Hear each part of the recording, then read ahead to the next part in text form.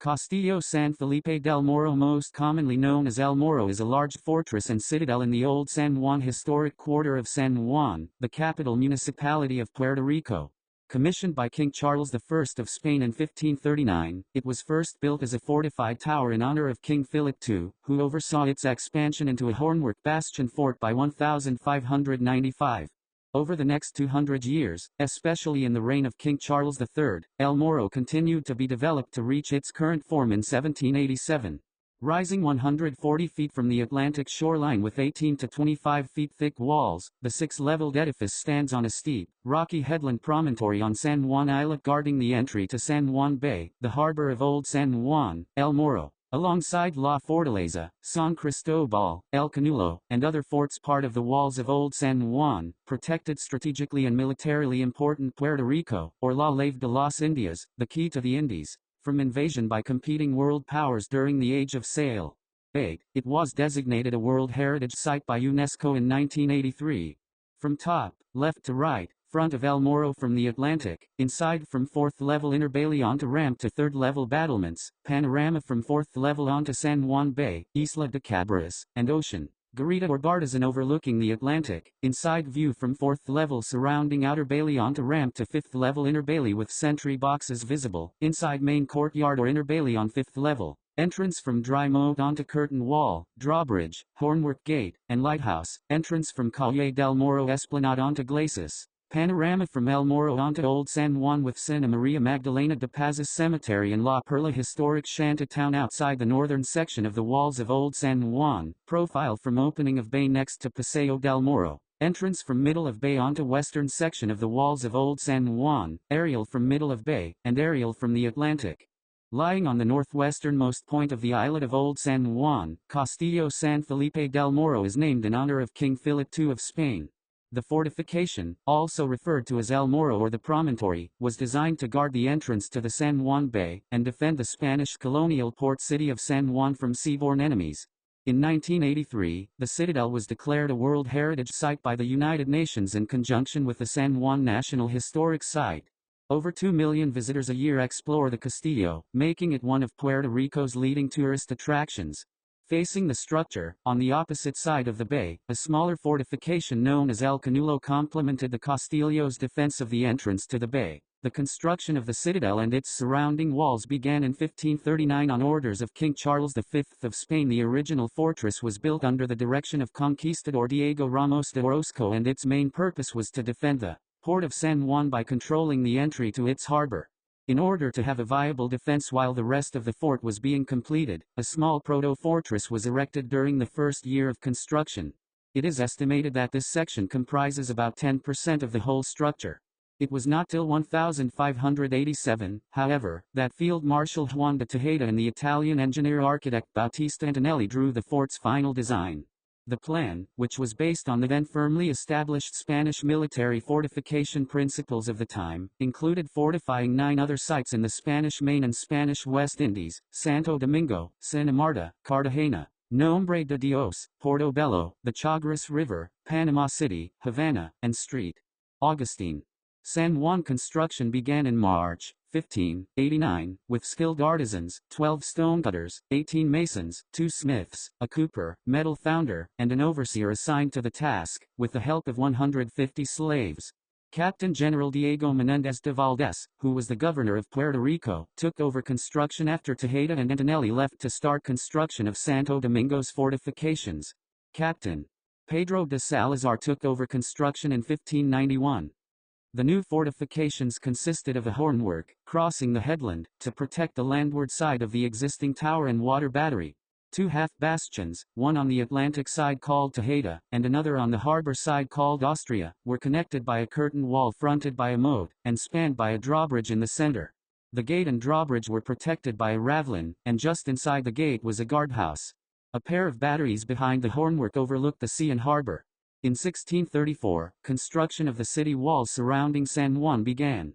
By 1650, the town was enclosed on the east, south and west, while natural battlements protected the city along the Atlantic. In 1765, Alejandro O'Reilly, Inspector General of Cuba, and Colonel Tomas O'Daly, San Juan Chief of Engineers, agreed on a plan to strengthen San Juan's defenses, which was approved by Charles III of Spain. San Juan became a defense of the first order, and one of the most powerful plazas in the Americas by 1790. El Morro's improvements included 3 cisterns under the main plaza containing 820,000 liters, 216,000 US gal, of water collected from times of rain. The walls were strengthened to be 5.5 to 12.2 meters, 18 to 40 feet thick. These walls consisted of limestone and sandstone blocks forming the exterior and interior, with rubble sandwiched in between. The Santa Barbara battery became the main battery with 37 cannon, supported by casemate guns at a lower level, and backed by a great wall with casemates at a higher level. The top of the Castillo de San Felipe del Morro lighthouse was destroyed during the 1898 bombardment of the city by the United States, and the American flag replaced the Spanish on November 18, 1898. Upon the advice of Gonzalo Fernández de Oviedo y Valdés, a battery was constructed on the rocky promontory called the Morro, when the location of La Fortaleza was deemed unsuitable. This battery consisted of a tower with 4 embrasures, and a water battery at the foot of the slope for 3 guns. By 1555, Morro had 8 bronze cannons, as a defense against French privateers. During the Spanish government of the island, El Morro, also known as Castillo de San Felipe, survived several attacks from foreign powers on various occasions. In 1593, Portuguese soldiers, sent from Lisbon by order of Philip II, composed the first garrison of the San Felipe del Morro fortress in Puerto Rico. Some brought their wives, while others married Puerto Rican women, and today there are many Puerto Rican families with Portuguese last names. In 1595, Englishman Sir Francis Drake unsuccessfully attacked San Juan with his fleet in the Battle of San Juan 1595. In 1598, the English attacked again, led by George Clifford, 3rd Earl of Cumberland. Clifford succeeded because he attacked San Juan overland instead of trying to enter through the San Juan Bay. However, an epidemic of dysentery forced him to flee the island after the Battle of San Juan 1598. In 1625, the Dutch, led by Boudewijn Hendricks, also attacked the island emulating George Clifford's overland invasion. To the amazement of the citizens, the invaders were able to pass in front of the castle's defenders and into the harbor, out of reach of the city's cannons. El Morro managed to resist the siege and eventually made the Dutch retire, although the attackers were able to sack and burn the city before leaving the Battle of San Juan 1625. In 1797, British General Ralph Abercrombie and Admiral Henry Harvey, with a force of 13,000 men, invaded the island of Puerto Rico. Captain General Don Ramon de Castro and his forces repelled the attack.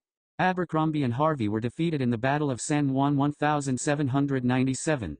El Morro's last active fight occurred during a naval bombardment by the United States Navy during the 1898 Spanish-American War, ending the age of naval warfare in the Caribbean, at least in the classical sense.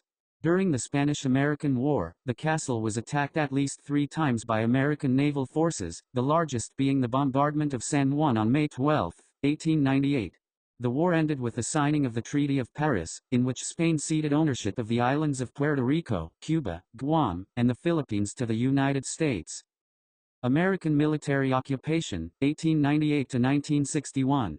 El Morro and many other Spanish government buildings in Old San Juan became part of a large U.S. Army post, called Fort Brooke.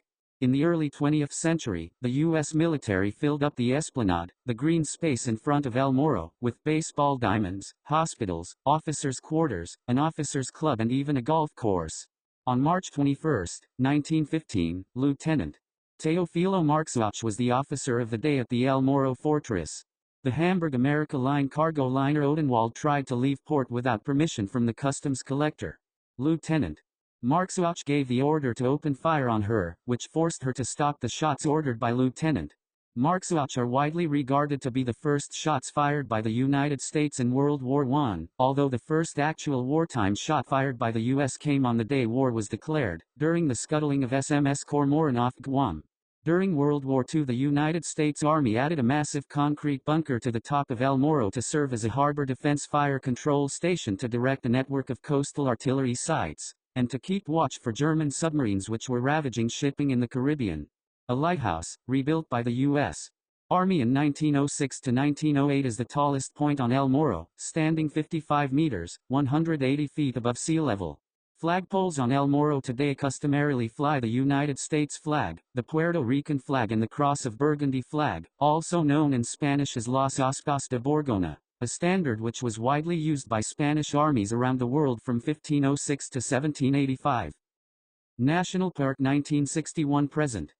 In 1961, the United States Army officially retired from El Morro. The fort became a part of the National Park Service to be preserved as museums. In 1983, the Castillo and the city walls were declared a World Heritage Site by the United Nations. In honor of the quincentennial of the voyages of Columbus in 1992, the exterior esplanade was cleared of palm trees that had been planted by the U.S. Army in the Fort Brooke era, and restored to the open appearance this field of fire for El Morro's cannon would have had in colonial Spanish times. Parking lots and paved roads were also removed, and the El Morro Lighthouse repaired and restored to its original appearance. The 1963 film Thunder Island featured an extensive foot chase and shootout scene filmed at El Morro. El Morro was also used as a film set in the 1996 motion picture Amistad. Steven Spielberg used it to represent a fort in Sierra Leone where African slaves were auctioned in 1839. African slave labor was used in addition to local labor to help build the Castillo.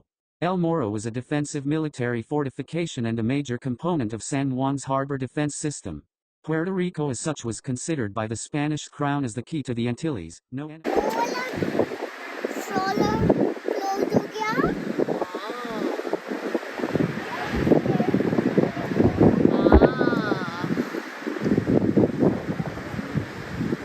So as you can see behind me, there is this beautiful fort, and over here on the back is a huge ocean. So it's mix of both. So when you come here, you get the view of this beautiful ocean and the fort together. So you must visit this fort.